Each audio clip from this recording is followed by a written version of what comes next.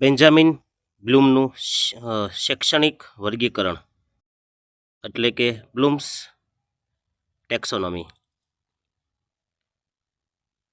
જોઈએ આપણે એમાં. બેન્જામિન બ્લૂમે 1956માં શિક્ષણના ઉદ્દેશોને વૈજ્ઞાનિક રીતે વહેંચવા માટે એક માળખું આપ્યું હતું, જેને બ્લૂમનું વર્ગીકરણ એટલે કે બ્લૂમ્સ ટેક્સોનોમી તરીકે ઓળખવામાં આવે છે. તેનો મુખ્ય હેતુ શિક્ષણને માત્ર ગોખણપટ્ટીમાંથી બહાર લાવી અને ઉચ્ચ સ્તરની વિચારસરણી સુધી લઈ જવાનું છે.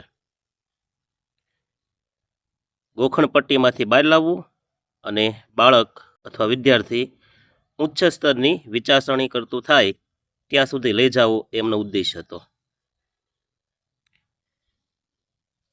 હવે બેન્જામિન બ્લૂમે શિક્ષણના ક્ષેત્રોને 3 ભાગમાં વહેંચ્યા.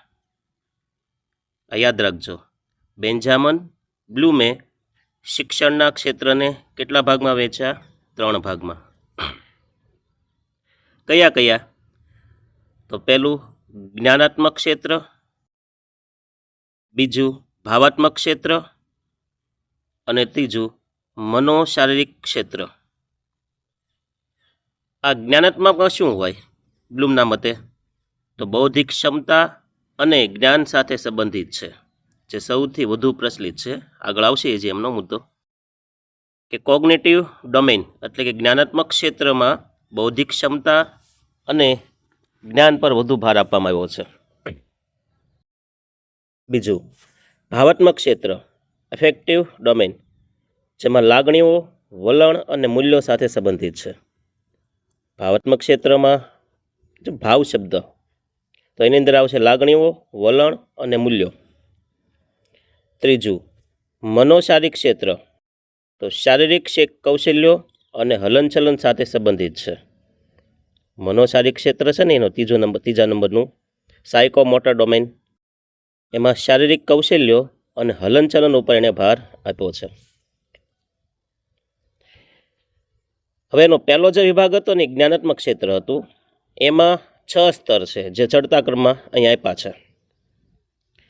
એ 6 સ્ટેપની અંદર પહેલું સ્ટેપ છે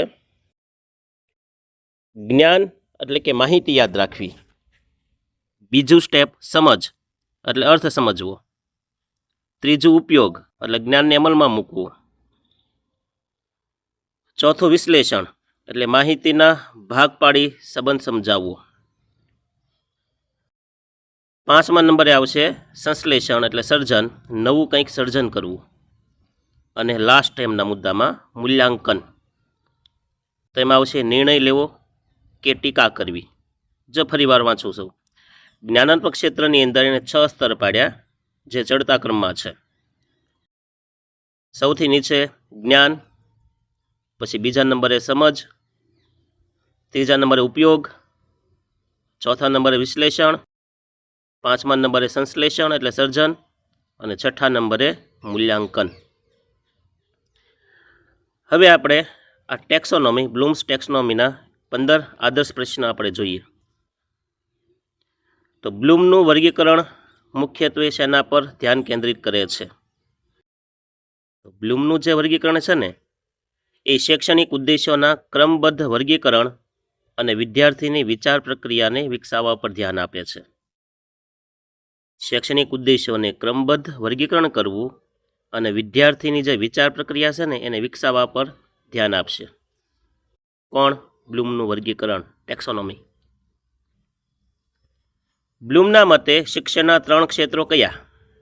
તો બ્લૂમના મતે શિક્ષણના 3 ક્ષેત્રો છે, એમાં જ્ઞાનાત્મક, ભાવાત્મક અને મનોશારીરિક, આવા 3 ક્ષેત્રો છે. પછીનું જ્ઞાનાત્મક ક્ષેત્રનું સૌથી ઉચ્ચ સ્તર કયું? તો મૂલ્યાંકન કરવું. યાદ રાખજો, સૌથી ઉપરમાં પહેલું છે એ કયું હતું? જ્ઞાન. પણ છેલ્લે કયું આવશે? મૂલ્યાંકન, ઇવેલ્યુશન. પણ 2001માં સુધારીને અને સર્જન એવું નામ આપેલું છે. 6 સ્ટેપમાંથી છેલ્લું સૌથી ઉપરનું સ્ટેપ છે એ મૂલ્યાંકન છે. 2001માં સુધીને શું નામ થઈ ગયું? સર્જન. ચોથો પ્રશ્ન, કોઈ વ્યાખ્યા કે સૂત્ર યાદ રાખો એ કયા સ્તરનું ઉદાહરણ છે? તો જવાબ જ્ઞાન, નોલેજનું. વ્યાખ્યા યાદ રાખવી એ કયું સ્ટેપ છે એનું? જ્ઞાનનું સ્ટેપ છે. સમજ સ્તરની કસોટી માટે કેવો પ્રશ્ન પૂછી શકાય? તો જે એનું જે સ્ટેપ છે ને સમજ, એની અંદર કેવો પ્રશ્ન પૂછવામાં આવે? તો જો આવો પ્રશ્ન પૂછાય, તમારા શબ્દોમાં સમજાવો, ઉદાહરણ આપી સ્પષ્ટ કરો. આવા પ્રશ્ન પૂછાય સમજની અંદર. વિદ્યાર્થી શીખેલા ગણિતના સૂત્રનો ઉપયોગ કરી નવો દાખલો ગણે તો તે કયું સ્તર કહેવાય? તો એ ટેક્સોનોમીનું ઉપયોગનું સ્તર કહેવાય. બેન્જામિન ટેક્સોનોમી છે એનું કયું સ્તર કહેવાય? ઉપયોગ.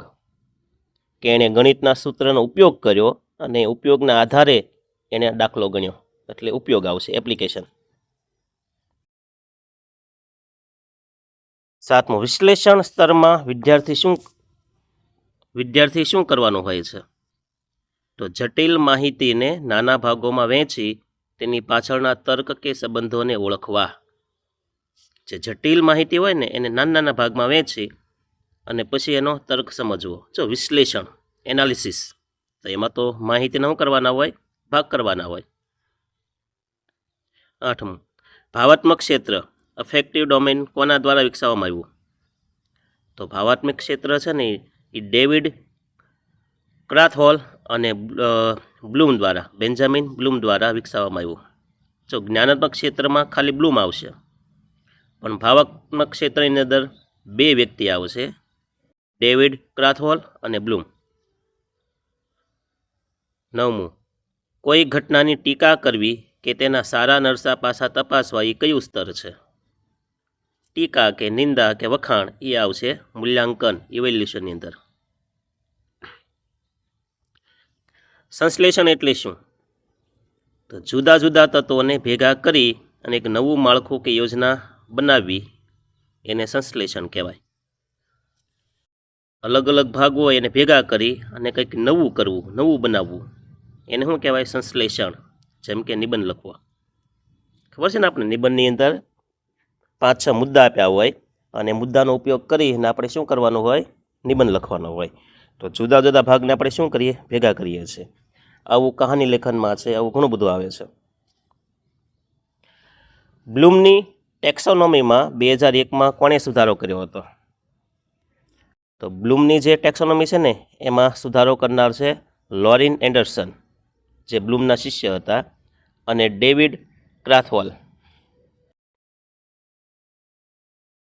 સુધારેલી ટેક્સોનોમીમાં નામને બદલે શેનો ઉપયોગ થાય છે? તો સુધારેલી ટેક્સોનોમીમાં 2001માં નામને બદલે ક્રિયાપદનો ઉપયોગ થાય. જેમ કે જ્ઞાનને બદલે યાદ રાખવું. જ્ઞાનની નામ છે અને યાદ રાખવું એ ક્રિયા છે. કૌશલ્ય આધારિત શિક્ષણ કયા ક્ષેત્રમાં આવે છે? તો કૌશલ્ય આધારિત શિક્ષણ છે ને એ મનોશારીરિક ક્ષેત્રમાં આવે છે. કૌશલ્ય આધારિત શિક્ષણ કયા ક્ષેત્રમાં આવશે? મનોશારીરિક ક્ષેત્રમાં. 14મો પ્રશ્ન, વિદ્યાર્થીમાં નૈતિક મૂલ્યો અને વલણોનો વિકાસ કયા ક્ષેત્રનો ભાગ છે? તો નૈતિક મૂલ્ય અને વલણ વિકસાવવા એ ભાવાત્મક, અફેક્ટિવ પાસું છે. જો કૌશલ્ય વિકસાવવાને એ મનોશારીરિક, સાયકોમોટર છે, પણ નૈતિક ભાવ કે મૂલ્ય વિકસાવવા એ ભાવાત્મક છે. એટલે તો બ્લૂમે 3 ભાગ પાડ્યા: જ્ઞાનાત્મક, ભાવાત્મક અને મનોશારીરિક. આવા 3 ભાગ પાડ્યા. છેલ્લો પ્રશ્ન 15મો, બ્લૂમનું વર્ગીકરણ શિક્ષકને પ્રશ્નપત્ર બનાવવામાં કેવી રીતે મદદ કરે છે? તો બ્લૂમનું જે વર્ગીકરણ છે ને એ શિક્ષકને એ રીતના મદદ કરે કે તે પ્રશ્નપત્રમાં જ્ઞાન, સમજ અને કૌશલ્ય આધારિત પ્રશ્નોનું યોગ્ય સંતુલન જાળવવામાં મદદ કરે છે. જ્યારે શિક્ષક પેપર કાઢે ને ત્યારે એ પેપરની અંદર જ્ઞાન, સમજ અને કૌશલ્ય આધારિત પ્રશ્ન મૂકવા, એ સમજ છે ને એ આ બ્લૂમના વર્ગીકરણમાંથી આપણને મળે છે. ચાલો અહીંયા આપણે આ પૂરો કરીએ છીએ લેક્ચર. જો ગમે હોય તો લાઇક, શેર અને સબસ્ક્રાઈબ કરજો. બહુ નાના માધ્યમથી હું તમારા સુધી માહિતી પહોંચાડું છું, એટલે થોડોક સપોર્ટ તમારો જોશે મને. અને બીજું, વિડીયો ગમે હોય તો પાછા આપણા મિત્રો સુધી એને પહોંચાડીશું. હંમેશા હું કહું છું, જ્ઞાનરૂપી ગંગા વહેતી રહેશે એટલી આપણે મજા આવશે, એ શુદ્ધ રહેશે. એટલે સ્વાર્થી ન બનતા આપણે બીજા સુધી પણ સારું જ્ઞાન પહોંચાડીએ. બરાબર. અને જો છેલ્લે સુધી તમે આ વિડીયો જોયો હોય તો એક કોમેન્ટ પણ કરજો તમને યોગ્ય લાગે તે. ઓકે, અસ્તુ. જય હિન્દ, જય ભારત.